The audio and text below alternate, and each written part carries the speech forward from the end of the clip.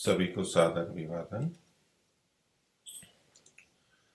सत्यार्थ प्रकाश चतुर्थ समोल्लास प्रसंग विवाह और गृहाश्रम का है।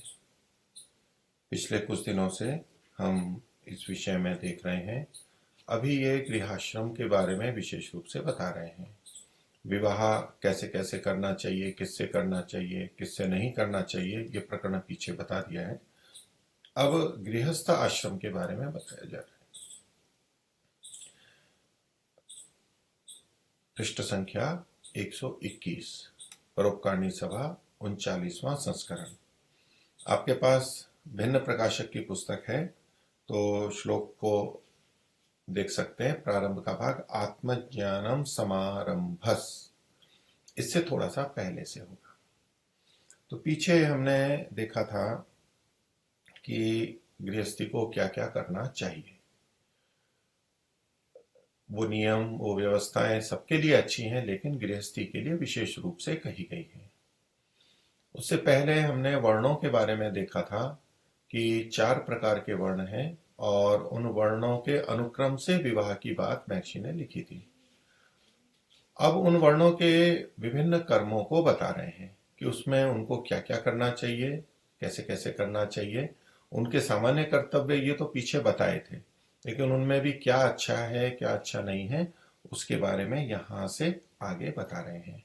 तो पीछे जो कुछ गुणधर्म बताए वो सभी में सामान्य रूप से लगेंगे, लेकिन विशेष रूप से अब गृहस्थ में भी ब्राह्मण, क्षत्रिय, वैश्य और शूद्र, इन वर्णों के की भिन्नता के कारण से जो अन्य कर्तव्य कर्म है या योग्यता होनी चाहिए, क्या ध्यान देना चाहिए, उसको कहा जा रहा है। क्योंकि गृहस्थ में भी सब गृहस्थ समान नहीं होते हैं। कार्य, योग्यता आदि का भेद होता है, इसलिए उनके कर्तव्य भी भिन्न भिन्न प्रकार के होते हैं। तो यहाँ हम प्रारंभ कर रहे हैं कि 4 वर्णों में प्रथम वर्ण ब्राह्मण के बारे में है। तो महर्षि यहाँ पर लिखते हैं, जो ब्राह्मण वर्णस्थ हो। कौन हो ब्राह्मण वर्णस्थ? गृहस्थी, जो अभी गृहाश्रम में है। अगर वो ब्राह्मण वर्ण में हो, यानी पति पत्नी दोनों, तो पुरुष लड़कों को पढ़ावे और शिक्षा करे तथा सुशिक्षिता स्त्री लड़कियों को पढ़ावे। तो दोनों पुरुष और स्त्री यानी पति और पत्नी हैं, वो पढ़ाएंगे क्योंकि वो ब्राह्मण वर्ण में है।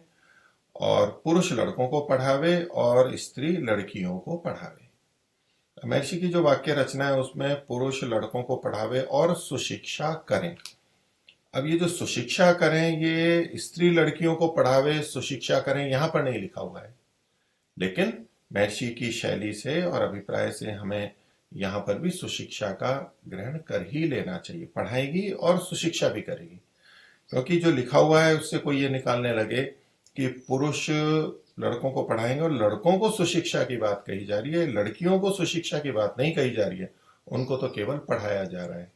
जब हम कई बार एक एक पंक्ति और शब्दों पर केंद्रित हो जाते हैं और जो लिखा है उसी पर केंद्रित हो जाते हैं, तो इस तरह के अर्थ निकलने लग जाते हैं। तो बोले इसको भी 2 दृष्टियों से देख सकते हैं, कोई सकारात्मक नकारात्मक।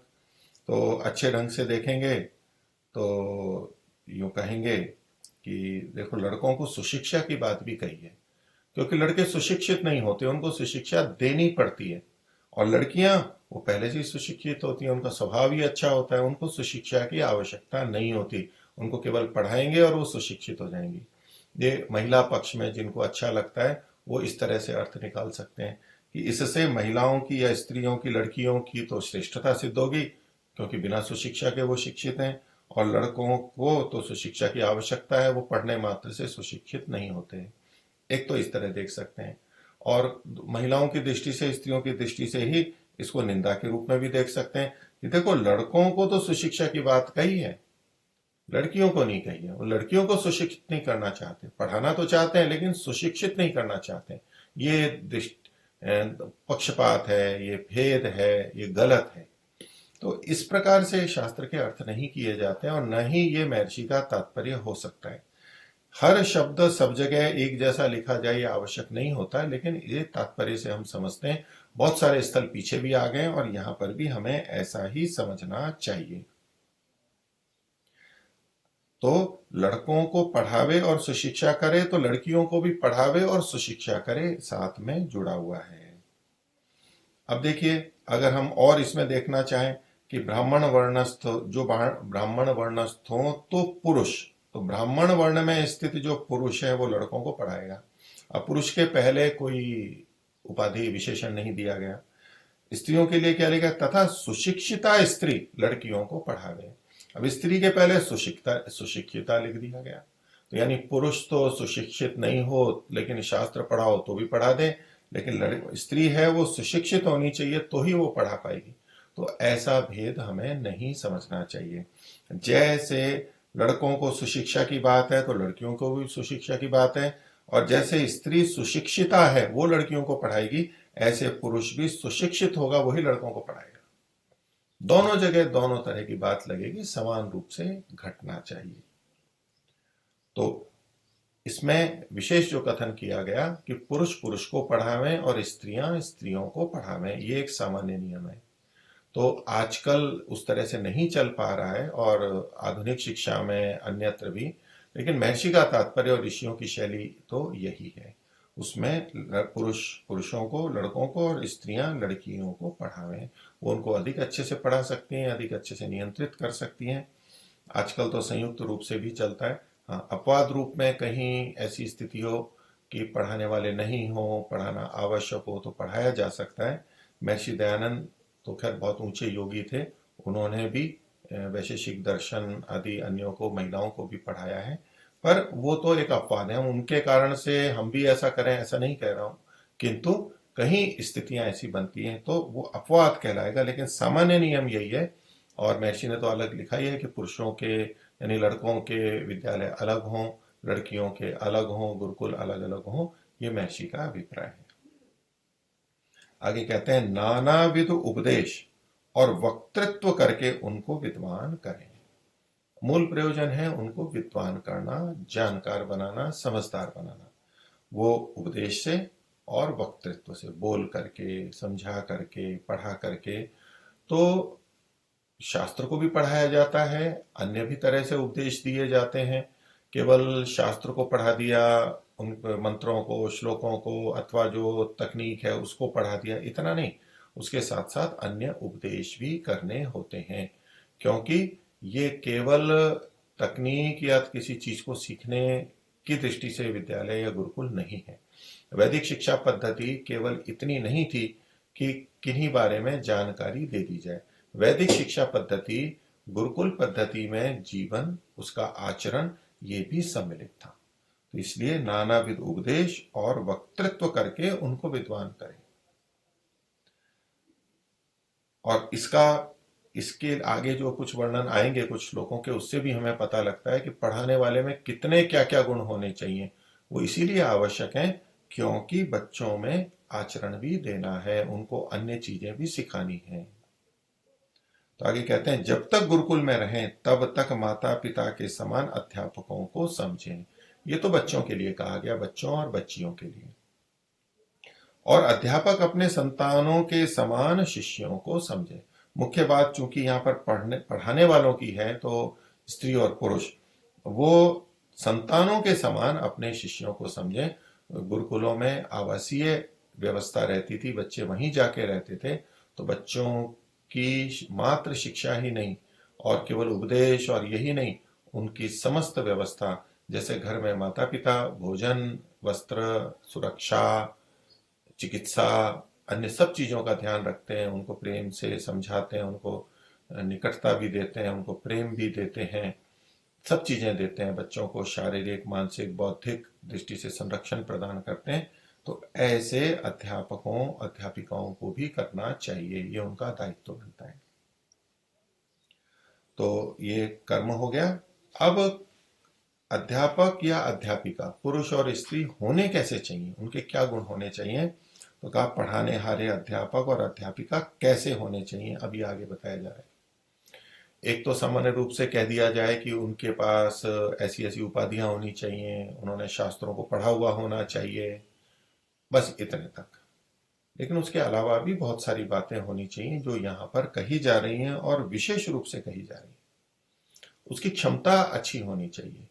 ये सब बताना चाह रहे हैं। और उस समय में ब्राह्मणों को इसीलिए इतना महत्व भी दिया जाता था कि वो बहुत योग्य व्यक्ति होते थे। पढ़ने पढ़ाने का काम बहुत योग्य व्यक्तियों को दिया जाता था। आज स्थितियां कारण जो भी हों, लेकिन कुछ भिन्न प्रकार की बन गई है कि उतने योग्य व्यक्ति अध्यापक और अध्यापिका के कार्य में नहीं आते हैं। वो अन्य जगह चले जाते हैं। जो बचे कुचे होते हैं अथवा अयोग्य होते हैं, उनको ये कार्य दिया जाता है। और वेतन आदि की दृष्टि से भी न्यूनता रहती है, क्योंकि उनकी क्षमता भी कम मान करके चली जाती है। लेकिन कई देशों में, विदेशों में अध्यापक और अध्यापिकाओं को बहुत अधिक महत्व दिया जाता है। भारत में भी अभी उच्च स्तर पे तो अच्छा महत्व दिया गया है। प्राथमिक शालाओं में भी कुछ दिया, लेकिन उतना नहीं है। विदेशों में तो ऐसा सुना जाता है कई जगह कि जो बहुत छोटे बच्चों को पढ़ाते हैं उनका तो वेतन और अधिक रखा जाता है, अधिक योग्यों को रखा जाता है, क्योंकि उसी समय विशेष संस्कार होते हैं, उसी समय अधिक ध्यान रखने की बात होती है। तो ये जो पढ़ाना है, ये जो अध्यापक अध्यापिकाएं हैं, ये केवल शास्त्रों को, तकनीक को, सूचनाओं को देना, कुछ हुनर सिखा देना इतना मात्र नहीं है। उससे बढ़ करके है, जीवन का निर्माण है, मनुष्य का निर्माण है। वो बच्चे बच्ची का निर्माण करना है, जीवन में वो अच्छे बन सकें और समाज भी अच्छा बन सके। इन सब उद्देश्यों से यहाँ बहुत सारे विशेषण दिए गए हैं, बहुत सारी बातें कही गई। तो महर्षि कह रहे हैं, पढ़ने पढ़ाने हारे अध्यापक और अध्यापिका कैसे होने चाहिए। यहाँ महर्षि ने ये 6 श्लोक दिए हैं। ये महाभारत उद्योग पर्व के हैं, विदुर प्रजागर के। और महर्षि का एक ग्रंथ है व्यवहार भानु, वहां भी महर्षि ने प्रारंभ इन्हीं से किया है। तो अध्यापक कैसे होने चाहिए, अध्यापिका कैसी होनी चाहिए, कैसे नहीं होने चाहिए, और विद्यार्थी कैसे होने चाहिए, इन बातों को वहां पर भी सबसे पहले लिखा हुआ है। वही श्लोक यहाँ पर भी दिए। अर्थ में कहीं कहीं थोड़ा तात्पर्य का भेद है, शब्दों का भेद है, तात्पर्य तो वही का वही है, और कहीं विस्तार कर दिया है, कहीं थोड़ा संक्षेप से लिखा है। लेकिन महर्षि के अर्थ को हम यहाँ पर देखेंगे। तो अध्यापक अध्यापिका कैसे होने चाहिए। पहला श्लोक, आत्मज्ञानम समारंभ तितिक्षा धर्म नित्यता यमर्था नापकर्षंति सवै पंडित उच्यते। अब इस श्लोक को देखेंगे तो ये पंडित का लक्षण कहा जा रहा है। पंडित कहते किसको है, सवै पंडित उच्यते, उसे पंडित कहते हैं। तो मूल में तो पंडित की बात कही गई है। पंडित का अर्थ होता है जो बुद्धिमान है। पंडा कहते हैं बुद्धि को, जो विवेक करने वाली बुद्धि होती है, शुद्ध बुद्धि होती है, उसको पंडा बोलते हैं। और जिसके पंडा होती है, यानी अच्छी बुद्धि होती है, उसको पंडित बोलते हैं। सामान्य दूसरे शब्द में कहेंगे तो बुद्धिमान वो होता है। तो बुद्धिमान व्यक्ति का लक्षण यहां पर दिया गया। महर्षि ने इनका विनियोग कहाँ किया है, किस प्रसंग में किया, पढ़ाने वाले अध्यापक और अध्यापिकाएं। तो वो बुद्धिमान होने चाहिए, अध्यापिका बुद्धिमती होनी चाहिए, ये मान करके इसका विनियोग यानी उसका यहां पर महर्षि ने कथन किया है। तो देखिए, सबसे पहले उसमें लक्षण दिया आत्मज्ञानम। तो वो आत्म के ज्ञान वाला होना चाहिए, आत्मा को जानने वाला होना चाहिए। उसमें क्या क्या चीजें होनी चाहिए, तो आत्मा का ज्ञान होना चाहिए, आत्मा के बारे में जानने वाला होना चाहिए। महर्षि इसका जब अर्थ करते हैं तो कहा कि जिसको आत्मज्ञान यानी आत्मज्ञान हो। अब देखिए, किसी भी अध्यापक और अध्यापिका के लिए बात कही जा रही है, प्राथमिक हो, माध्यमिक हो, उच्च स्तर का हो, स्नातकोत्तर हो, जितने भी अध्यापक अध्यापिका हैं, उन सबके लिए ये बात कही जा रही है। तो इसको इतना महत्व दिया गया महाभारत में भी, और महर्षि ने भी इसको उल्लेखित किया है। आज की दृष्टि से हम देखें तो कोई आत्मा को माने ना माने, अपने अपने विषय को पढ़ा रहे हैं, बस विद्यालय में पढ़ा देते हैं।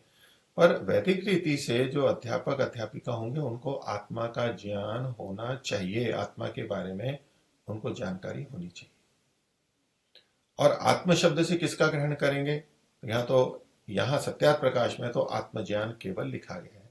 लेकिन जैसा हम जानते हैं कि आत्म शब्द से परमात्मा और जीवात्मा दोनों का ग्रहण होता है, तो दोनों का उसको ज्ञान होना चाहिए। और व्यवहार भानु में महर्षि ने इस बात को लिखा भी है कि जिसको परमात्मा और जीवात्मा का यथार्थ ज्ञान हो, अब ज्ञान, थोड़ी जानकारी गलत भी हो सकती है, कुछ सही भी हो सकती है।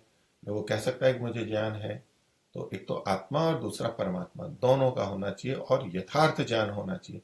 महर्षि कहीं कहीं किसी बात को अधिक स्पष्टता से खोल देते हैं, कहीं वैसा ही रख देते हैं। तो हम एक, जहां अगर उन्होंने कहीं लिखा हुआ है दूसरी जगह, तो उसकी सहायता ले सकते हैं, वो चीज हमें और स्पष्ट हो जाती है।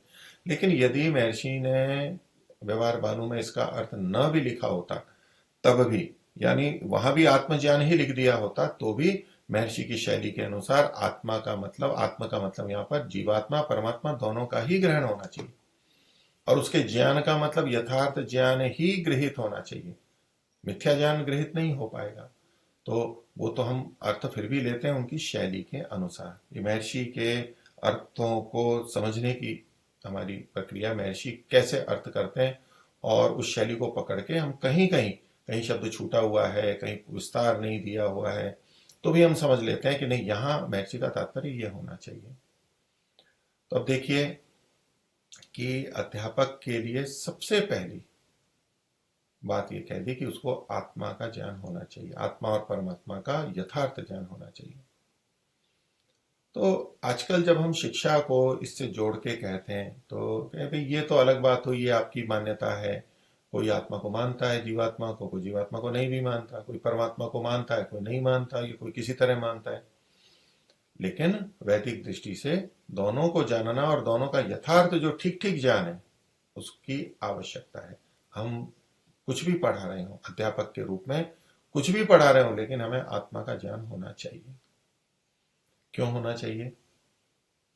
क्योंकि इसके बिना जो कुछ भी पढ़ाया जाएगा वो उतना सार्थक नहीं हो सकता जितना कि इनके जानने पे हो सकता है। उसका उपयोग कैसे करना है, दूसरों को कैसे बताना है, कैसे व्यवहार में लाना है, और कौन सी धर्मयुक्त रीति है, इन दोनों को जाने बिना, यानी आत्मा और परमात्मा को जाने बिना वो ठीक हो ही नहीं सकती, उसमें त्रुटियां रहेंगी।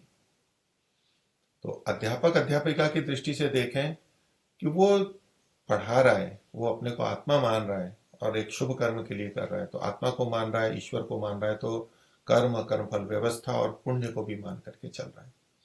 जिस कर्म का फल यहाँ पर नहीं मिल रहा है स्थूल रूप से, तो वो कर्म आशय में संचित होगा और परमात्मा की व्यवस्था से मिलेगा, ये मान करके चल रहा है। क्योंकि प्राचीन काल के जो ब्राह्मण होते थे बड़े निष्प्रिय और कम धन वाले होते थे, तो उसकी अपनी दृष्टि से है। आज तो हम इस तरह सोचने लगते हैं कि ब्राह्मण को, यानी अध्यापक अध्यापिका को कम क्यों रखा जाए, कम वेतन क्यों हो। कम वेतन नहीं, उसकी भरण पोषण होना चाहिए, लेकिन वो कहते हैं जब दूसरे लोगों को सुख संपन्नता के साथ में जीने का अधिकार है, वो बहुत अच्छा घर बना सकते हैं, गाड़ियां रख सकते हैं, सुख सुविधाएं रख सकते हैं, तो अध्यापक अध्यापिका को क्यों नहीं, उसको भी अधिकार होना चाहिए। हम ये मानवता और समानता के आधार पर ये करते हैं। लेकिन अभी जो हम और भी आगे लक्षण देखेंगे, तो हमारे यहाँ पर ब्राह्मण का आदर्श पैसा नहीं रहा, वहां पर तो विद्या और आचरण, आचरण की शुद्धता, और बाकी चीजों से उसको कम रखा गया, दूर रखा गया। उसको कहा गया वो भिक्षा ले सकता है, वो बेचता नहीं है, वो उस तरह से बंधा बंधाया बहुत उच्च वेतन नहीं लेता है। इस सब के पीछे बड़ा गहरा तात्पर्य है कि शिक्षा जो देने वाला है, वो यदि इस तरह से अत्यधिक धन और खर्च करने वाला होगा, भोगी विलासी होगा, तो बच्चों को हम अलग दिशा देंगे, ये दिशा नहीं दे पाएंगे जो वैदिक धर्म में होनी चाहिए। तो एक तो इसको, अगर आत्मज्ञान नहीं है तो व्यक्ति कम धन से संतुष्ट नहीं रह सकता, जीवन नहीं चलाएगा, वो दुखी होगा, और परिणाम स्वरूप वो ही विद्या को धन की दृष्टि से ही देखेगा, खूब कमाएगा, पैसा लेगा, और ऐसा होगा तो विद्या धन पर आश्रित हो जाएगी। वैदिक व्यवस्था में मनुष्य मात्र को समान विद्या का अधिकार है, और यदि वो पैसे पे आधारित हो गई, तो जिनके पास अधिक धन है, उचित या अनुचित रीति से लिया हुआ, उनके बच्चे अधिक अच्छे पढ़ जाएंगे और बाकी के बच्चे अच्छे नहीं पढ़ पाएंगे। तो बच्चों को, सबको विद्या का, शिक्षा का अधिकार हो, समान रूप से मिले, इसलिए उसको धन पर केंद्रित नहीं किया गया था। गुरुकुलों में समान व्यवस्था थी, तो उसको चलाने वाला जो होगा वो भी तो सामान्य ही रहेगा। समान रूप से वहां गुरुकुल में निर्धन परिवार के भी बच्चे आएंगे, तो राजा के या संपन्न परिवारों के बच्चे भी आएंगे।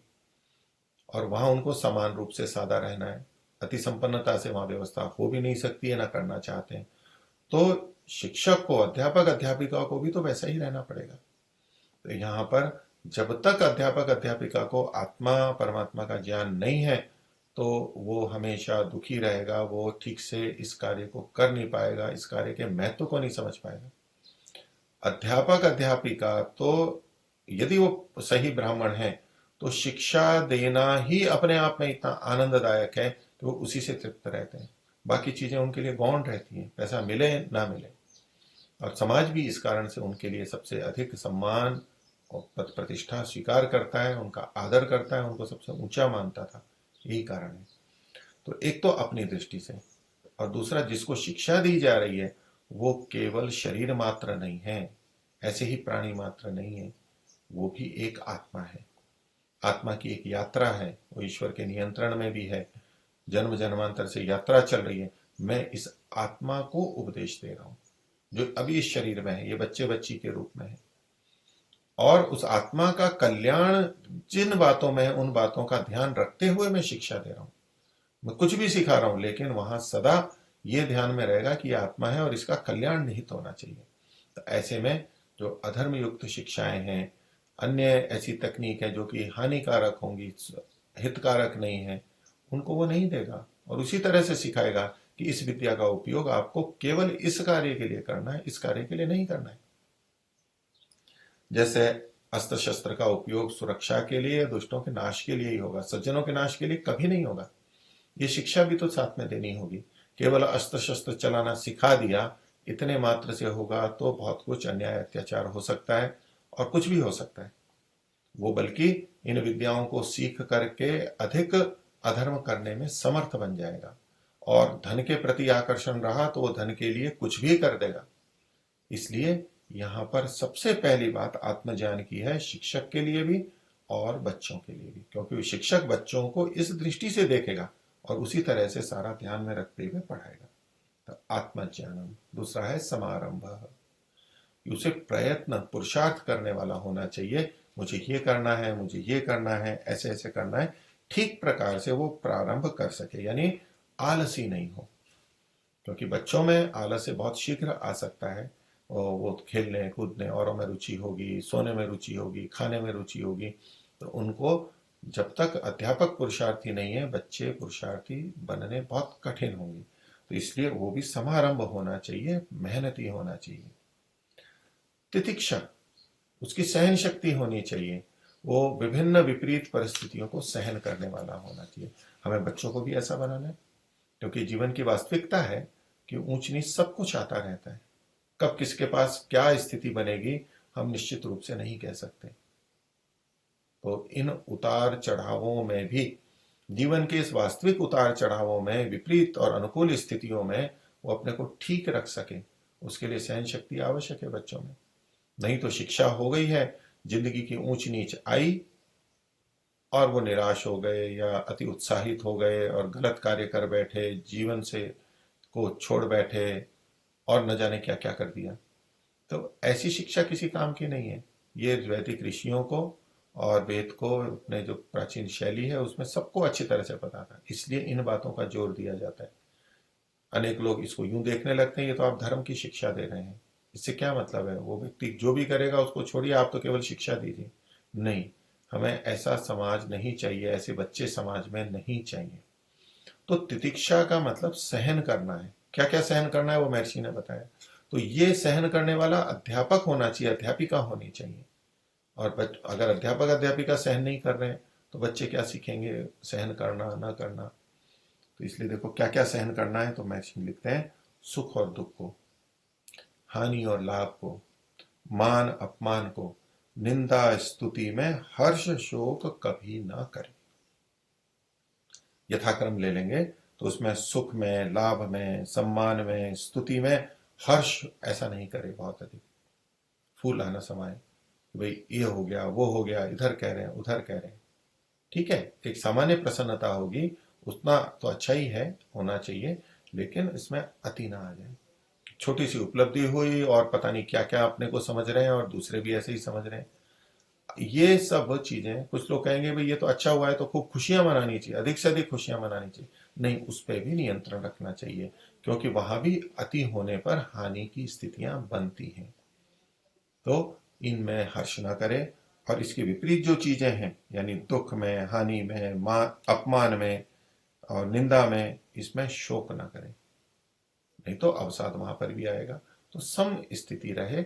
हाँ, हर्ष और शोक दोनों होंगे, सुख और दुख दोनों होंगे, लेकिन वो एक संयमित सीमित मात्रा में होंगे, अति में दोनों ही नहीं होंगे। तो ये अध्यापक अध्यापिका में होने चाहिए। बच्चे उसको देखेंगे, उन स्थितियों को देखेंगे और वो सीखेंगे। ये जीवन के लिए आवश्यक चीज बातें हैं, इसलिए कहा उसमें अध्यापक अध्यापिका में तितिक्षा भी होनी चाहिए। फिर कहा धर्म नित्यता, धर्म की नित्यता, धर्म का जो आचरण है वो हमेशा उसमें बना रहे, धर्म ही में नित्य निश्चित रहे। ये धर्म है, बस उसे ही करना है, अधर्म मेरे को बिल्कुल नहीं करना। क्योंकि बच्चे हमारे कर्मों से, हमारे आचरण से अधिक सीखते हैं, इसलिए बहुत सावधानी रखी गई है। अध्यापक अध्यापिका केवल धर्म में ही निश्चित रहे, अधर्म में बिल्कुल नहीं जाए। आगे कहा था यमर्था नाप कर्षंती, और जिसको संसार के जो विभिन्न विषय हैं वो आकर्षित न करते हो। यमर्था नाप कर्षंती, ऐसे लिखते हैं जिसके मन को उत्तम उत्तम पदार्थ अर्थात विषय संबंधी वस्तु आकर्षण न कर सके। संसार के पदार्थ और संसार के पदार्थों में भी वो चीजें आकर्षित करती हैं जो उत्तम उत्तम होती हैं। अब सामान्य नियम देखेंगे तो हर मनुष्य को अधिकार है वो उत्तम उत्तम चीजें ले, लेकिन अध्यापक अध्यापिका के लिए कहा गया उसको वो आकर्षित करने वाली नहीं होनी चाहिए, नहीं तो वो उधर जाएगा, उनको खरीदेगा, खरीदने के लिए यत्न करेगा, धन कमाएगा, धन अधिक से अधिक कमाएगा। कैसे लाएगा? बच्चों से लेगा, पढ़ाने से लेगा, अन्य तरीकों से लेगा। विद्यालय में नहीं पढ़ाएगा, वो ट्यूशन करेगा, अलग से व्यक्तिगत पढ़ाएगा, वहां धन कमाएगा, कुछ भी गलत रीति से करेगा। यानी अपने मुख्य कर्तव्य को छोड़ करके वो बच्चे घर पे आए और फिर मैं धन एकत्रित करूं इत्यादि जो आजकल देखा जाता है, उन गलत प्रवृत्तियों में जाएगा। वो अध्यापक बनने के योग्य नहीं है, अध्यापिका नहीं बनना चाहिए, ऐसे लोगों को नहीं बनाना चाहिए। तो जिसके मन को उत्तम उत्तम पदार्थ अर्थात विषय संबंधी वस्तु आकर्षित नहीं करें, यानी तीव्र आकर्षित नहीं करें, ये संतोषी व्यक्ति होता है। ब्राह्मण के लिए जितना मिल गया, जैसा मिला, वो उसमें अपना जीवन चलाते हैं, जीवन ठीक तरह से चले, ये तो कुशलक्षेम होना ही चाहिए और समाज और राष्ट्र उसका ध्यान रखे, किंतु जो विशिष्ट वैभव की चीजें हैं उसके तरफ से उसको बचना चाहिए, उसके मन में आकर्षण नहीं होना चाहिए। बहुत ऊंची बातें कही गई हैं, और ये योग्यता है अध्यापक और अध्यापिका की, क्योंकि ये शिक्षा का लक्ष्य है कि बच्चों को तैयार करना, और हम कैसे बच्चे बनाना चाहते हैं उसके आधार पर हमारे शिक्षक और शिक्षिकाएं होंगे। और वहां प्राचीन काल में इन बातों का ध्यान रखा जाता था कि ऐसे ही होने चाहिए, और महर्षि भी इसी की तरफ संकेत कर रहे हैं। और जितनी जितनी ये इनमें कमी है हमारे अध्यापक और अध्यापिकाओं में, उतने उतने बच्चों में भी कमी रहेगी, उससे अधिक ही होगी, क्योंकि पिछले संस्कार होते हैं। अध्यापक अध्यापिका अच्छे होते हुए भी बच्चे अनेक बिगड़ते हैं, लेकिन फिर भी अधिकांश और सामान्यतः अच्छे बनते हैं, एक आदर्श उनके सामने जाता है।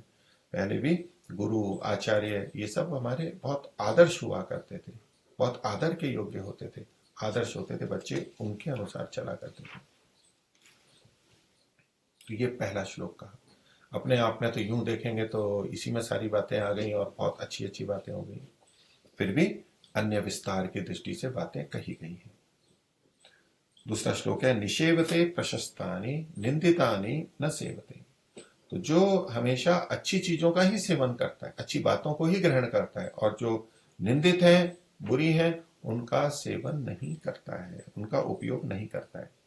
इसके लिए महर्षि ने जो कहा, ये उसके कर्तव्य को कहा, कर्म को कहा जा रहा है, क्या करना है और क्या नहीं करना है। कर्तव्य मतलब करने योग्य है, और अकर्तव्य जो करने योग्य नहीं है। हम सामान्यतया जो कर्तव्य और अधिकार की बात करते हैं, तो कर्तव्य का मतलब वही होता है कि ये आपको करना है, करना चाहिए, करने योग्य है। तो दोनों तरह की बातें कही जा रही हैं। अब यहां जो कहा गया था कि प्रशस्तानि निषेवते, जो अच्छे हैं उनका सेवन करता है, महर्षि इसका क्या अर्थ करते हैं, सदा धर्मयुक्त कर्मों का सेवन। तो प्रशस्त कर्म वही हैं जो धर्मयुक्त हैं, नहीं तो वो अप्रशस्त हो जाएंगे। और अप्रशस्त में कहा अधर्म युक्त कामों का त्याग।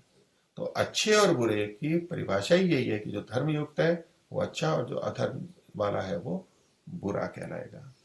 निषेवते प्रशस्तानि निंदितानि न सेवते अनास्तिकः न आस्तिकः अनास्तिकः। तो वो नास्तिक नहीं होना चाहिए, जो अध्यापक अध्यापिका है वो नास्तिक नहीं होना चाहिए। पीछे जो आत्मज्ञानम वाली बात कही थी उससे भी जुड़ा हुआ है, वो नास्तिक नहीं होना चाहिए। अब नास्तिक के कई तरह से अर्थ होते हैं, इसलिए महर्षि ने देखो कैसे अर्थ किया है। वो कहते हैं ईश्वर, वेद, सत्याचार की निंदा न करने हारा। हमें एक वचन मिलता है नास्तिको वेद निंदका। एक तो अर्थ नास्तिक का ये करते हैं जो ईश्वर को नहीं मानता है, इसलिए मैं पहला महर्षि ने कहा ईश्वर, तो ईश्वर की निंदा ना करने वाला हो, ईश्वर को मानने वाला हो, ईश्वर का ज्ञान हो जिसको, ईश्वर की निंदा ना करने वाला हो। दूसरा कहा वेद, तो नास्तिको वेद निंदका की दृष्टि से है कि भाई जो वेद की निंदा ना करने वाला हो। अब हम एक दूसरी दृष्टि से यूं करने लगेंगे तो जो ईश्वर की निंदा नहीं करेगा वो वेद की भी निंदा नहीं करेगा, क्योंकि वेद ईश्वर की वाणी है। और जो वेद की निंदा नहीं करता है वो ईश्वर की भी निंदा नहीं कर सकता है। पर फिर भी स्पष्टता के लिए कि जो ईश्वर की निंदा नहीं करता हो और वेद की भी निंदा नहीं करता हो। अब उससे भी आगे और व्यवहार की दृष्टि से कि जो सत्याचार की निंदा ना करने वाला हो। ईश्वर की निंदा क्यों नहीं, ईश्वर सत्याचार ही करता है। वेद की निंदा क्यों नहीं, क्योंकि वेद में सत्य ही कहा गया है, उचित ही कहा गया है, ये आपस में जुड़े हुए हैं। लेकिन कई बार किसी को होता है कि नहीं मैं तो ईश्वर का नाम नहीं लूंगा, वेद का नहीं मानते। भाई अच्छा सत्याचार को तो मानोगे, अगर आप सत्याचार को मानते हैं तो आपको वेद भी मान लिया आपने और ईश्वर को भी मान लिया, या उसमें अंतर्भावित होगा। तो तीसरे ढंग से यहां पर सत्याचार कहा गया है। ये नास्तिक के अनास्तिक के लिए कहा गया कि जो नास्तिक नहीं है, अनास्तिक नास्तिक नहीं है, उसमें तीनों बातें यहां पर आ जाएंगी। कहीं कहीं जैसे व्यवहार बानु में ईश्वर वेद का सत्याचार का कथन नहीं किया, उसमें अंतर्भावित है इनकी निंदा न करने वाला। अनास्तिका श्रद्धाना और श्रद्धा रखने वाला। किसमें श्रद्धा रखने वाला, तो ईश्वर की बात है कि ईश्वर आदि में ये जो ईश्वर वेद सत्याचार है इसमें श्रद्धा, अत्यंत श्रद्धालु हो, वही पंडित का कर्तव्य कर्म है। इसमें जो श्लोक में लिखा गया था श्रद्धाधान एतत् पंडित लक्षण, ये पंडित का लक्षण है। महर्षि ने इसको कर्तव्य अकर्तव्य से देखा, इसमें जो करने योग्य चीज है वो कर्तव्य और न करने योग्य वो अकर्तव्य है।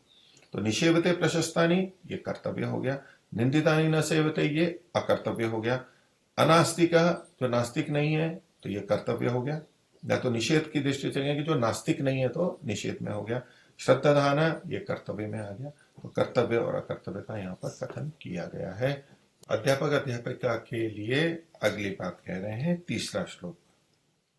क्षिप्रम विजानाति चिरम शृणोति विज्ञाय चार्थम भजते न कामात् नासम पृष्ठो ह्युपयुक्ते परार्थे तत्प्रज्ञानम प्रथमम पंडितस्य। तो सामान्य अर्थ कर देखेंगे तो जो क्षिप्रम विजानाति शीघ्र ही जान लेता है। ये चार वर्णों में ब्राह्मण चूंकि पढ़ने पढ़ाने की दृष्टि से मुख्य होता है, तो उसको शीघ्र ही जानने वाला होना चाहिए, शीघ्र ही समझ लेने वाला होना चाहिए। क्षिप्रम विजानाति चिरम शृणोति, और जो देर तक सुनता है, देर तक पढ़ता है। अब शृणोति का मतलब ऐसे केवल पढ़ना है, लेकिन देखिए महर्षि क्या अर्थ करते हैं कि वो ब्राह्मण कैसा होना चाहिए, पढ़ने पढ़ाने वाले अध्यापक अध्यापिका कैसे होने चाहिए। तो जो कठिन विषय को भी शीघ्र जान सके, शीघ्रम भी जानाती। अब सामान्यतः लिखा है कि शीघ्र जान लेता है, तो सब विषयों में आ गया, लेकिन कोई कह सकता है देखो मैं इस विषय को शीघ्र जान लेता हूँ, बहुत सरल विषय हो तो इसलिए महर्षि लिखते हैं यहाँ पर कि जो कठिन विषय को भी शीघ्र जान लेता है, सरल को तो जान ही लेगा, कठिन को भी शीघ्र जान लेगा। क्योंकि अनेक बार ऐसी बुद्धि रहती है कि कठिन विषयों को समझ ही नहीं पाते हैं, बुद्धि पहुंच ही नहीं पाती है, तो वो कठिन विषय को भी शीघ्र जान सकने वाला होना चाहिए।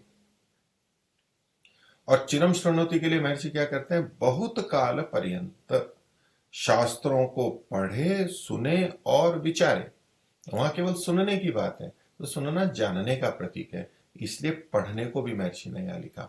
लंबे समय तक पढ़े, बहुत अधिक अध्ययन करने वाला होना चाहिए, बहुश्रुत होना चाहिए, पढ़े और सुने, अपने गुरु से सुने, अन्यों से सुने, तो सुनना भी उसको बहुत चाहिए, और विचारे, फिर विचार भी बहुत करने वाला होना चाहिए। तो ये सब सुनने के अंदर आया। चिरम शुनोति, बहुत सोचता है, बहुत विचार करता है, थोड़ा विचार करके नहीं छोड़ता है, तभी वो विषय की गहराई तक जा पाता है, और तब वो पढ़ाने वाला या पढ़ाने वाली अच्छी हो पाते हैं। तो क्षिप्रम विजानाति चिरम शृणोति विद्याय चार्थम भजते न कामात्, और वस्तु को जान करके, अर्थम च विद्या है, उसका जो अर्थ है, विषय है, जो भी संबंधित है वस्तु, उसको जान करके उसका कामात न भजते, अपनी कामनाओं की पूर्ति के लिए सेवन नहीं करता है। भजते न कामात, कामना के लिए नहीं करता है। महर्षि इसको कहते हैं जो कुछ जाने उसको परोपकार में प्रयुक्त करे, अपने स्वार्थ के लिए कोई काम न करे। ये ब्राह्मण के लिए विशेष है। सामान्य रूप से स्वार्थ यानी निंदित स्वार्थ सभी के लिए मना है, लेकिन ब्राह्मण के लिए विशेष रूप से, कि ब्राह्मण ने कुछ जाना है, उसका काम है पढ़ाना, उसने अन्य वर्णों को पढ़ा दिया। अब उसको जान करके वो व्यापार भी पढ़ा रहा है, तो व्यापार को भी जानता है, लेकिन अब वो व्यापार को अपने स्वार्थ के लिए प्रयोग नहीं करेगा, मैं बहुत धनिक हो जाऊं, वो केवल पढ़ाएगा। अन्य जो हैं वो उसका उपयोग करेंगे और उपभोग भी करेंगे, और अपना धन आदि की धन का संचय करेंगे, कमाएंगे इत्यादि। लेकिन ब्राह्मण के लिए यह मना किया गया है कि वो जान करके भी अपनी कामना यानी अत्यंत स्वार्थ के लिए प्रयोग नहीं करता है। समाज में जैसे ही किसी ने कुछ जाना और वो उससे कैसे पैसा कमाऊं, कैसे अधिक से अधिक धन मिले, ये देखा जाता है, ये प्रवृत्ति रहती है। लेकिन ब्राह्मण ब्राह्मणी के लिए, अध्यापक अध्यापिका के लिए इस तरह की प्रवृत्ति का मना किया है, उसको ऐसा नहीं करना है, अपने स्वार्थ के लिए ना करे। आगे कहा नासम पृष्ठो ह्युपयुक्ते परार्थे, असंपृष्टो में, पृष्ठ कहते हैं पूछा गया है, जो असंपृष्ट न पूछा गया, तो अगर किसी ने उससे नहीं पूछा है, न असंपृष्ट ही उपयुक्ते परार्थे, परार्थे असंपृष्ट परार्थे न उपयुक्ते, न पूछे जाने पर दूसरों के अर्थ, दूसरों के प्रयोजन के लिए उसमें जुड़ नहीं जाता है, उसको बताता नहीं है। अर्थात पूछने पर बताता है, बिना पूछे ऐसे ही कहीं भी किसी को उपदेश देने लगे ऐसा नहीं करता। प्रथम दृष्टिया तो शाब्दिक अर्थ देखिए यही है। अब अगर इसको शब्दशः पालन करने लगे तो यूं कहेंगे कि फिर तो कोई पूछ ही नहीं रहा है, तो हम किसी को बताएंगे ही नहीं, जो बस पूछेगा उसी को बताएंगे। तो बिना पूछे यदि कभी बता दिया तो ये क्या गलत हो गया, नहीं बताना चाहिए। तो वास्तव में यहाँ उन कार्यों के लिए, उन स्थितियों के लिए निषेध किया जा रहा है जहां व्यक्ति आदतन कुछ भी हो बस उपदेश देने लगेगा, कहीं बताने लगेगा, ऐसी प्रसंग को जाने बिना, स्थिति के बिना ही बताने लग जाता है और अनावश्यक रूप से बताने लगता है, उसका मना किया गया। ये बुद्धिमान का लक्षण नहीं है। लेकिन महर्षि का देखिए इससे पे वो क्या लिखते हैं, कहते हैं बिना पूछे। तो पहली बात तो ये है, बिना पूछे का मतलब ये है कि एक तो है कि हम पूछें कि क्या मैं आपको ये बता सकता हूं, और वो कहें हाँ जी आप बता दीजिए, ये हमने पूछा है। पर यहाँ तात्पर्य है कि दूसरा ना पूछे, वो है बिना पूछे। किसी ने हमसे पूछा ही नहीं है फिर भी हम उसको बताने लग रहे हैं बिना पूछे। तो मूल अर्थ तो यहीं तक ही है, पर महर्षि कहते हैं वाह, बिना बिना योग्य समय के, कब बताना है, योग्य समय का नहीं पता है, तो जो समय का ध्यान रखता है, उचित समय पे बताता है, वो पंडित कहलाता है। कि कब बताना चाहिए, कब नहीं बताना चाहिए।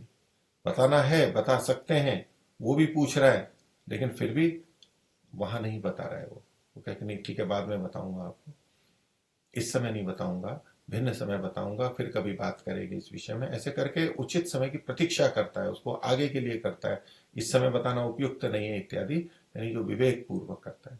इसलिए महर्षि ने कहा कि बिना योग्य समय के जो नहीं बताता है,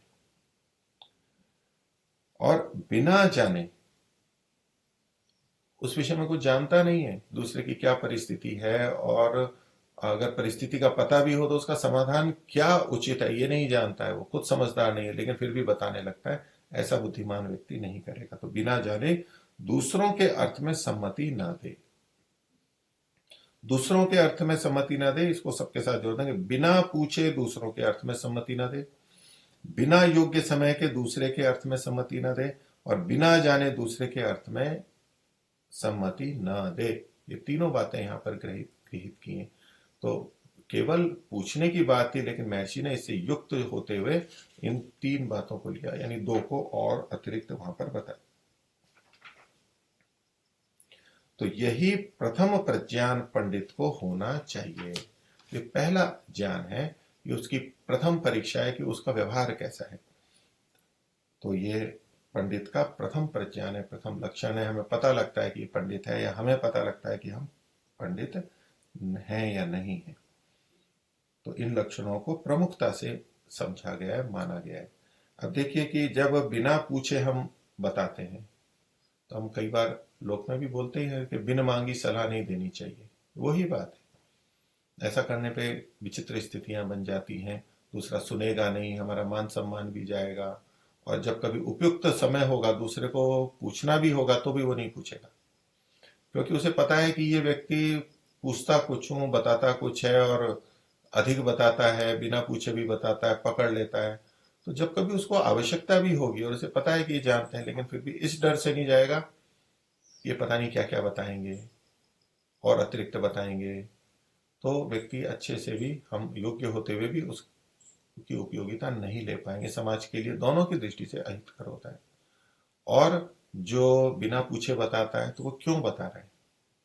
तो वैसे तो महर्षि ने एक जगह कहा है कि यदि उचित हो तो वहां पर बिना पूछे भी बताए, बिना बताए ना रहे।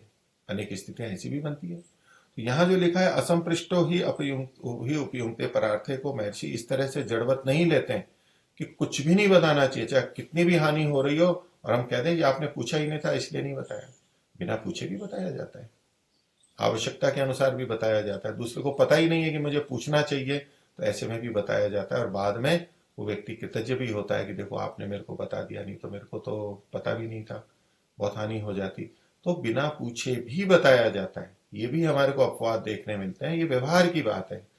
किंतु यहां जिस का कथन किया जा रहा है कि दूसरे की बातों में अनावश्यक घुस करके, दूसरा नहीं चाहता है फिर भी जा जा करके घुसना, उसको बताना, अपना उपदेश दिखाना, और क्यों क्यों करेगा? अपने को बड़ा सिद्ध करने के लिए, और कुछ धन के लिए, पद के लिए, यश के लिए, दूसरे को नीचा दिखाने के लिए, न जाने कितने प्रयोजन हो सकते हैं। तो उनसे बचा हुआ रहना चाहिए, संयम से रहना चाहिए। और जो हमारे प्रति आदर भाव नहीं रखते, हमारे से सुनना नहीं चाहते हैं, उनको तो बताना ही नहीं चाहिए। हमें पता है इसका उत्तर क्या है, लेकिन उनको ना आदर है, ना वो पूछना चाहते हैं, और हम पूछेंगे तो भी नहीं मानेंगे। तो ऐसे में नहीं बताया जाता है, तो उनको श्रद्धा ही नहीं है, आदर ही नहीं है, तो हम क्यों बताएंगे? ये केवल मान सम्मान की बात नहीं है, क्योंकि वो निरुपयोग हो जाएगा, उसका कोई उपयोग नहीं है, वो समय भी व्यर्थ जाएगा, सामने वाला सुनने की स्थिति में ही नहीं है। तो पंडित को तभी बताना चाहिए जब सामने वाला सुनने की स्थिति में हो, और तभी उसका भी यश बना रहता है, आगे भी लोग उससे जुड़े रहते हैं, और पूछने की स्थिति बनी रहती है। नहीं तो ऐसे अध्यापक अध्यापिकाओं से, ब्राह्मणों से लोगों की अरुचि हो जाएगी, वो उनसे जुड़ेंगे नहीं, और कुल मिला के उसकी सारी मेहनत, जो ज्ञान है, जो कर्तव्य है, वो अच्छी तरह से नहीं कर पाएगा। तो ये भी पंडित का लक्षण हो गया, ऐसे पंडित होने चाहिए, समझदार होने चाहिए। आगे कहते हैं, चौथा श्लोक है, न प्राप्यम अभिवांछन्ति नष्टम नेच्छन्ति शोचितुम आपत सूचन मुह्यन्ति नराह पंडित बुद्धयः। तो ऐसे मनुष्य नराह जो पंडित बुद्धि वाले होते हैं, श्रेष्ठ बुद्धि वाले होते हैं, सही विवेक करने वाली बुद्धि वाले होते हैं, उनका कैसा स्वभाव होता है? अप्राप्यम न अभिवांछन्ति, जो प्राप्त करने योग्य नहीं है उसको कभी नहीं चाहते। अप्राप्य का मतलब कई तरह से देख सकते हैं। एक तो वो वस्तु ही ठीक नहीं है, गलत है, तो उसको तो कभी नहीं चाहेंगे, जो हानिकारक है उसको नहीं चाहेंगे, वो अप्राप्य हो गई।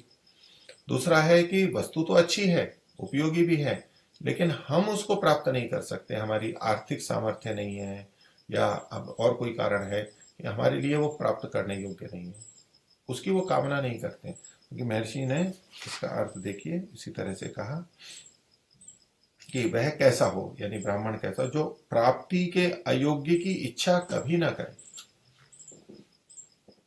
तो जो प्राप्ति के अयोग्य है उसको पहले से विवेक है कि ये प्राप्त करने योग्य है, ये प्राप्त करने योग्य नहीं है, और इस कारण से वो उनकी भी इच्छा नहीं करता है। तो अप्राप्यम न अप्राप्यम अभिवाच्यंती और नष्टम निच्छन्ति शोचितम। और जो नष्ट हो गया है, जो प्राप्त था वो यदि नष्ट हो गया है तो भी शोक नहीं करता है, वो भी सम स्थिति में रहता है। ठीक है, परिस्थिति के अनुसार नष्ट हो गई, टूट गई, कर गई, तो उसमें शोक नहीं करता है। पीछे जो तितिक्षा की बात थी उससे भी जोड़ सकते हैं, वो इन स्थितियों में भी सम रहने का प्रयास करता है, सम रहता है। और आपत्सु च न मुह्यति, और आपत्ति जब आती है, विरोध होता है, स्थितियां होती हैं, विशेष विपरीत परिस्थिति होती है, वो आपत्काल कहलाता है। तो उसमें भी मोह को प्राप्त नहीं, तो आपत्सु च न मुह्यति, वहां पर वो उसकी बुद्धि काम करना बंद नहीं करती है, बुद्धि काम करती है। मोह की ऐसी स्थिति है कि वहां व्यक्ति किंग कर्तव्य विमूढ़ हो जाता है, मुझे क्या करना चाहिए वो पता ही नहीं लगता है, सूझता ही नहीं है कुछ। उसको आपत्ति आई तो दिमाग काम करना बंद कर देगा, ये करूं वो करूं, अत्यधिक संशय होगा, अत्यधिक उलझन में आ जाएगा। तो ऐसा जिसके पास पे नहीं होता है, अर्थात वो तब भी शांत रहता है, दुखी नहीं होता है, और मोह को प्राप्त नहीं होता है, वहां भी ठीक निर्णय करता है, अपनी बुद्धि ठिकाने पे रखता है। ऐसा व्यक्ति पंडित कहलाता है, बुद्धिमान कहलाता है। आपत्सूचन मुह्यति नराः पंडित बुद्धयः। तो महर्षि जो ये इसमें आपत्सु न मुह्यति का, आपत्काल में मोह को प्राप्त नहीं होता है, अर्थात न कहते हैं व्याकुल ना हो, बेचैन ना होता है, परेशान नहीं होता है, व्याकुल नहीं हो जाता है, मन से वो ठीक रहता है।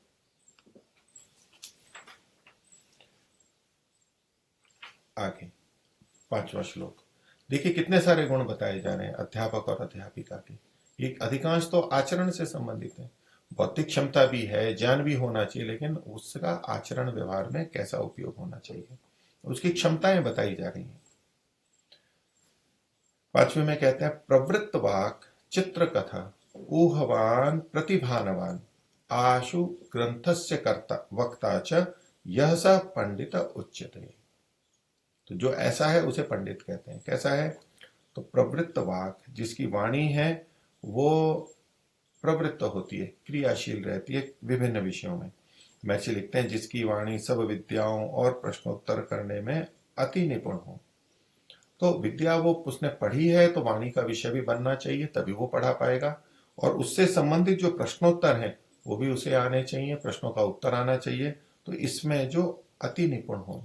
सामान्य रूप से तो देखिए, कोई भी पढ़ता है तो कुछ बोल सकता है, प्रश्नों के उत्तर भी दे सकता है, कुछ कुछ तो सभी कर सकते हैं, किंतु अध्यापक को इसमें अति निपुण होना चाहिए, क्योंकि सब वाणी में निपुण नहीं होते, भिन्नता होती है, लेकिन अध्यापक को तो निपुण होना चाहिए, प्रवृत्तवाद। फिर कहा चित्र कथा, तो चित्र विचित्र कथाओं को कहने वाला होना चाहिए। इसका अभिप्राय क्या है? विचित्र शास्त्रों के प्रकरणों का वक्ता होना चाहिए। तो बड़े बड़े कठिन विषय आ जाते हैं, शास्त्र के प्रसंग आ जाते हैं, उनको ठीक से बताने वाला होना चाहिए। ऊहवान, ऊहा जिसकी हो, ऊहा तर्क के रूप में कहते हैं, तर्क वितर्क, तो यथा योग्य तर्क करने वाला होना चाहिए, क्योंकि कुतर्क नहीं हो, इसलिए यथा योग्य महर्षि ने जोड़ दिया। ऊहवान प्रतिभानवान, तो प्रतिभा उसमें होनी चाहिए, जिसके लिए महर्षि ने आगे लिखा है स्मृतिवान, उसकी स्मरण शक्ति भी अच्छी होनी चाहिए। आशु ग्रंथस्य वक्ता च, और ग्रंथ को कहने वाला वो शीघ्र होना चाहिए, ग्रंथों को ठीक से शीघ्रता से समझाने वाला होना चाहिए। ग्रंथ को शीघ्र कहना मतलब उसके अर्थ को शीघ्र से समझाने वाला होना चाहिए। ऐसा नहीं कि वो उसी विषय में बहुत घूमता रहे, कभी इधर उधर विचार करता रहे और समझा नहीं पा रहा है, और बहुत देर बाद में वो समझा पा रहे हैं। तो जब व्यक्ति को ठीक से समझा हुआ होता है, वाणी से कथन करने की क्षमता होती है, अभिव्यक्ति अच्छी होती है, तो बात को ठीक से शीघ्रता से वो समझा देता है, नहीं तो सबका समय व्यर्थ जाता है। आशु ग्रंथ से वक्ता च यह सब पंडिता उच्यते। आगे और कहते हैं कि उसकी कैसी होनी चाहिए, रीति कैसी होनी चाहिए। पीछे वाला भी रीति था, और भी आगे कहते हैं श्रुतम प्रज्ञानुगम यस्य प्रज्ञा चैव श्रुतानुगा असंभिन्न आर्य मर्यादा पंडिताख्याम लभेत सा। तो पंडित की आख्या को, नाम को वो व्यक्ति प्राप्त होता है, यानी पंडित कहलाता है। कौन कहलाता है? श्रुतम प्रज्ञानुगम यस्य, जिसका जो सुना हुआ है वो प्रज्ञा के अनुरूप होता है, उसकी बुद्धि के अनुरूप होता है। महर्षि इस अर्थ आगे महर्षि का भी देखते हैं। और प्रज्ञा चैव श्रुतानुगा, जो बुद्धि है वो सुने हुए के अनुकूल होनी चाहिए। जो सुना हुआ है वो बुद्धि के अनुकूल हो जाए, और जो बुद्धि है वो सुने हुए के अनुकूल हो जाए, जो सुना हुआ है वो बुद्धि के अनुकूल हो जाए। अर्थात वो ऐसा सुनता है जो कि बुद्धि संगत होता है, बुद्धि के अनुकूल होता है। नहीं तो कई बातें हम ऐसी सुनते हैं जो हमारे बुद्धि को समझ में ही नहीं आती, हमें पकड़ में ही नहीं आती, क्योंकि वो असंगत होती है। हम कहते हैं कि ये बुद्धि से परे की बात कर रहा है, बेतुकी बातें कर रहा है। तो जो सुना हुआ बुद्धि के अनुकूल हो जाए, जो भी सुना है वो, और जो बुद्धि है वो सुने हुए के अनुकूल रहे। क्योंकि जैसा हमने सुना है, समझा है, उसके वो अनुकूल रहनी चाहिए, उसके विपरीत नहीं जानी चाहिए। नहीं तो सुना हमने कुछ और बुद्धि और समझ हमने कुछ और बना लिए। अर्थात जो हमने सुना है उसके विपरीत या भिन्न हमारी बुद्धि बन गई है। तो प्रज्ञा चैव श्रुतानुगा असंभिन्न आर्य मर्यादा। और जो ऐसा हो कि कभी आर्य अर्थात श्रेष्ठ धार्मिक पुरुषों की मर्यादा का छेदन ना करे। ये जो आर्य मर्यादा है, आर्य शब्द है, ये किसी जाति विशेष के लिए नहीं है, ये श्रेष्ठता को बताने के लिए। आर्य अर्थात श्रेष्ठ धार्मिक पुरुषों की मर्यादा का छेदन न करने वाला हो। तो जो परंपरा से अच्छी चीजें चली आ रही हैं उनका सदा समर्थन करने वाला हो, अच्छी बातों को ठीक ही मानने वाला, उनमें दोष दिखा के लोगों में उसके प्रति अपयश करके, उनको नीचा दिखा करके उन मर्यादाओं को तोड़ने वाला न हो, उसे पंडित कहते हैं। पंडिताख्यम लभेत स। अब आगे पढ़ाने वाले अध्यापकों के, अध्यापिकाओं के लिए कह रहे हैं कि वो कैसे नहीं होने चाहिए। इसमें तो ऐसे ऐसे होने चाहिए और कैसे नहीं होने चाहिए। और पीछे जो लक्षण कहे गए वो पंडित यानी तो बुद्धिमान के भी यूं भी अलग से भी कह सकते हैं। आगे जो कहे जा रहे हैं वो मूर्ख के लक्षण कहे जा सकते हैं, लेकिन महर्षि इसको पढ़ाने वालों के साथ जोड़ते हुए कह रहे हैं। तो पढ़ाने में जो अयोग्य और मूर्ख होते हैं उनके लक्षण ये कहे जा रहे हैं। क्या है? अश्रुतश्च समुन्नतो, जिसने सुना नहीं है यानी अच्छी तरह पढ़ा नहीं है, फिर भी लेकिन अपने आप को बहुत पढ़ा हुआ और बहुत सुना हुआ मानता है। दरिद्रश्च महामना, और धन तो कम होता है, दरिद्र होता है, लेकिन मन में बहुत बड़ी बड़ी बातें सोच लेता है। महर्षि देखिए इसके क्या अर्थ करते हैं कि अश्रुतश्च समुन्नतो, जिसने कोई शास्त्र न पढ़ा न सुना। अर्थात इसका यह अभिप्राय नहीं है कि कुछ भी नहीं पढ़ा और कुछ भी नहीं सुना, है कि कम पढ़ा, कम सुना हुआ है, लेकिन उससे अपने को अधिक मानता है। जो नहीं सुना उसको भी सुना हुआ पढ़ा हुआ मानता है, और जितना पढ़ा सुना है उससे कहीं अधिक अपने को मान लेता है, अति में जाकर के वो सारा इसमें गृहित होगा, और अतीव घमंडी होता है। तो अश्रुतश्च समुन्नत, समुन्नत मतलब अपने आप को बहुत ऊंचा मानने वाला, ये घमंडी होता है। घमंडी जो होता है वो मूर्ख होता है, वो पढ़ाने के योग्य नहीं होता है। और दरिद्रश्च महामना, दरिद्र होकर बड़े बड़े मनोरथ करने हारा। बड़े मनोरथ सबको करने चाहिए, कर सकते हैं, किंतु दरिद्र जबकि सामर्थ्य नहीं और फिर भी वो कर रहे हैं। क्या क्या होना चाहिए, क्या क्या करना चाहिए वो एक अलग बात है, लेकिन हम क्या क्या कर सकते हैं ये एक अलग बात है। तो जो अपनी वर्तमान की स्थिति को समझे बिना बड़े बड़े मनोरथ पाल लेता है उसको बुद्धिमान नहीं कहेंगे, वो स्वयं भी दुखी होगा, अन्यों को भी दुखी करेगा। तो जो व्यक्ति दरिद्र होकर के महामना है उसका निषेध किया गया। हाँ, हम सामर्थ्य वाले हैं, संपन्न हैं और बड़े मनोरथ पालते हैं तो वो कर सकते हैं। अर्थाश्चा कर्मणा प्रेप्सुर मूढ़ इत्युच्यते बुधई। तो जो बिना कर्म किए, अकर्मणा अर्थाश्च प्रेप्सु, कर्म करे नहीं लेकिन विभिन्न विषयों को पाने की इच्छा करे, ये मिल जाए वो मिल जाए, करे कुछ नहीं या कम करे, ऐसे व्यक्ति को बुद्धिमान लोग, बुद्धिमानों के द्वारा मूर्ख कहा जाता है। तो इसके लिए महर्षि क्या लिखते हैं कि बिना कर्म के पदार्थों की प्राप्ति की इच्छा करने वाला हो उसी को बुद्धिमान लोग मूढ़ कहते हैं। और कुछ लक्षण बता रहे हैं। अनाहूत प्रविशति, पृष्ठो बहुभाषते, अविश्वस्ते विश्वसिति, मूढ़ चेता नराधम। तो बिना बुलाए हुए जो प्रवेश करता है, अनाहूतः प्रविशति, बिना बुलाए चला जाता है। अब ये विशेष स्थिति के लिए कहा जा रहा है। कई बार बिना बुलाए भी जाते ही हैं, हम जाना भी होता है, लेकिन वो भिन्न प्रसंग होते हैं। अब इतने शब्द को देख के कि जो बिना बुलाए प्रवेश करता है वो मूढ़ है। अब कहीं किसी की मृत्यु हो गई है हमारे परिजन की, वहां उन्होंने नहीं भी बुलाया तो भी जाया जाता है।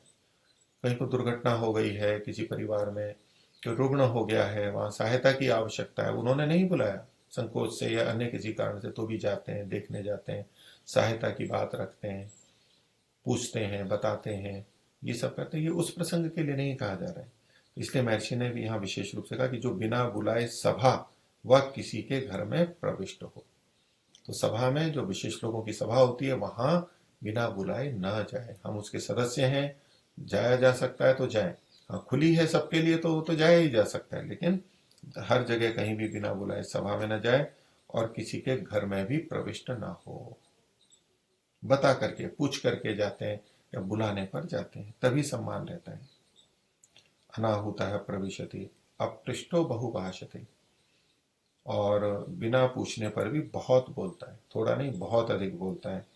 और अनाहुत प्रविशति के में महर्षि और आगे कहते हैं कि उच्च आसन पर बैठना चाहे, जाए और वहां जाकर के अपना कोई स्थान देखे, मैं तो यहाँ आगे बैठूंगा, मैं तो यहाँ मंच पे बैठूंगा, मैं तो इस बड़ी कुर्सी पे बैठूंगा, इत्यादि जो करता है ये मूर्ख कहलाते हैं। तो घर में प्रविष्ट हो जाता है ऐसे और उच्च आसन पर बैठना चाहे। और अपृष्टो बहुभाषते, इसको भी महर्षि सभा के साथ में भी जोड़ रहे हैं कि बिना पूछे सभा में बहुत सा बके, निरर्थक व्यर्थ बोलेंगे तो उसको बकना ही कहते हैं। न तो कहा गया न प्रसंग है, फिर भी बहुत बोल रहा है। और लोग शिष्टाचारवश कुछ बोलने का अवसर देते हैं तो बोले ही चला जाता है, बहुत अधिक बोलता है। शिष्टाचारवश थोड़ा सा बोलने को कहा तो भी बहुत अधिक बोलता है। समय नहीं है पता है, लेकिन फिर भी अपनी अपने प्रयोजन के लिए वहां पर बोलने के लिए आग्रह करता है। ये सब मूर्ख के लक्षणों में आता है। तो अपृष्टो बहुभाषते अविश्वस्ते विश्वसिति, और जो विश्वास योग्य नहीं है उन पर भी विश्वास करता है। महर्षि इसके लिए क्या कहते हैं, विश्वास के अयोग्य वस्तु व मनुष्य में। विश्वास योग्य केवल मनुष्य ही नहीं है, वस्तु भी आ गई। हम किसी वाहन पे भी विश्वास करते हैं, हम किसी कील पे भी विश्वास करते हैं, हम हथौड़े पे भी विश्वास करते हैं, किन्हीं किन्हीं चीजों के लिए। हाँ, इससे ऐसा होगा, इससे ऐसा नहीं होगा। तो जो विश्वास के अयोग्य है वस्तु या मनुष्य, उसमें भी जो विश्वास कर लेता है तो वो बिना जाने कर लेता है। ऐसा व्यक्ति मूढ़ चेता, मूढ़ चित्त वाला होता है, यानी मूढ़ होता है। और नराधम, मनुष्यों में वो सबसे नीचा कहलाता है। अब ये अधम का मतलब एकदम पापी के रूप में नहीं कहना चाहिए, पापी नहीं है। और महर्षि ने भी जो कहा सब मनुष्यों में नीच मनुष्य कहलाता है। तो पीछे भी हमने नीच शब्द पे बात की थी, और भी जगह महर्षि कई जगह नीच लिख देते हैं। लोक में नीच का मतलब बहुत ही निंदित माना जाता है, या तो बहुत आजकल जैसे जन्मना मानते हैं, बहुत नीच और अस्पृश्य जाति का है, जन्म परिवार कुल का है, वो मान लेते हैं। अथवा तो वैश्या से उत्पन्न है, इसको भी हम बहुत से लोग नीच कह देते हैं, इत्यादि है। तो वहां इस तरह से अर्थ नहीं है, मतलब स्तर में वो निचला कहलाता है। कुछ अच्छाइयां तो इनमें भी होती हैं, लेकिन इस तरह की देख के मनुष्यों में वो नीच मनुष्य कहलाता है। और इसका उपसंहार करते हुए महर्षि कहते हैं कि जहां ऐसे पुरुष अध्यापक, उपदेशक, गुरु और माननीय होते हैं, वहां अविद्या, अधर्म, असभ्यता, कलह, विरोध और फूट बढ़ के दुख ही बढ़ता जाता है। नहीं,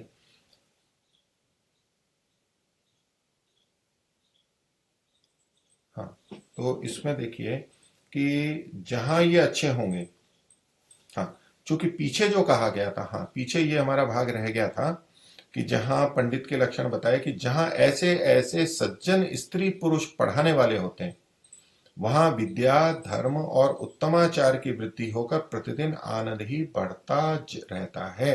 ये अच्छी स्थिति है। जो पीछे गुण धर्म बताए गए थे अच्छे वाले पंडित के, ऐसे जब होते हैं तो यहाँ ऐसे सज्जन स्त्री और पुरुष अच्छे होते हैं, स्त्री और पुरुष दोनों के लिए कहा। और यहाँ जो नीचे कहा गया कि जो पढ़ाने में अयोग्य और मूर्ख हैं, तो वहां कहा कि जहां ऐसे पुरुष अध्यापक, उपदेशक, गुरु और माननीय होते हैं, यानी अयोग्य व्यक्ति अध्यापक बन गए, वो अयोग्य उपदेशक बन गए, अयोग्य गुरु बन गए, और अयोग्यों को मान होने लगा, वो माननीय होते हैं। वहां पर अविद्या होती है, अधर्म होता है, असभ्यता होती है, कलह होता है, विरोध होता है और फूट होती है। ये बढ़ करके दुख ही बढ़ता जाता है। अब देखिए, शब्दों पे जब हम कभी विचार करते हैं तो कई जब बार ये कहते हैं भाई ये स्त्री के लिए कहा गया, ये पुरुष के लिए कहा गया।